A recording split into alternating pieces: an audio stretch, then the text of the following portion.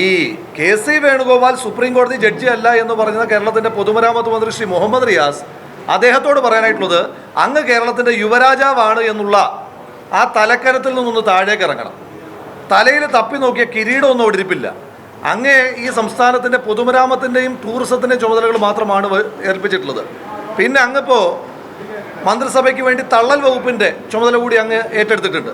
അപ്പോൾ ആ തള്ളൽ നടത്തിക്കൊണ്ടിരുന്ന ഒരാളെന്ന നിലയിൽ റോഡിലുണ്ടാകുന്ന വിള്ളലിനെ പറ്റി അങ്ങയോട് ചോദിക്കുമ്പോൾ ഈ ഉണ്ടാകേണ്ട കാര്യമില്ല. ഇനി ശ്രീ മുഹമ്മദ് റിയാസിനോടുള്ള ഡയറക്റ്റായ ചോദ്യം, ഈ ദേശീയ ഹൈവേ നിർമ്മാണവുമായി ബന്ധപ്പെട്ട് കേരളത്തിലെ പൊതുമരാമത്ത് വകുപ്പിൻ്റെ റോൾ എന്താണ്? ശ്രീ മുഹമ്മദ് റിയാസിൻ്റെ റോൾ എന്താണ്? ഈ പാടത്ത് കൃഷി ഇറക്കി കഴിയുമ്പോൾ പാടത്ത് വന്നിരിക്കുന്ന ചില കൊക്കുകളുണ്ട്, ചില നാട്ടിൽ അതിനെ കൊറ്റെന്ന് പറയും.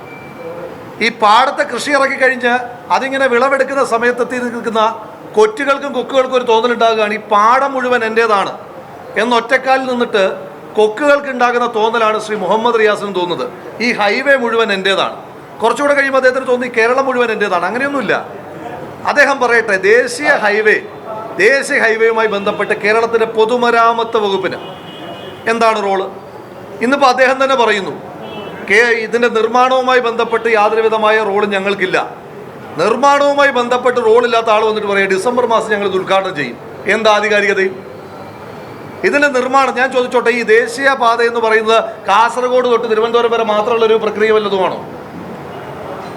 ഇതൊരു ചെയിനല്ലേ, രാജ്യം മുഴുവനുള്ള ചെയിനല്ലേ.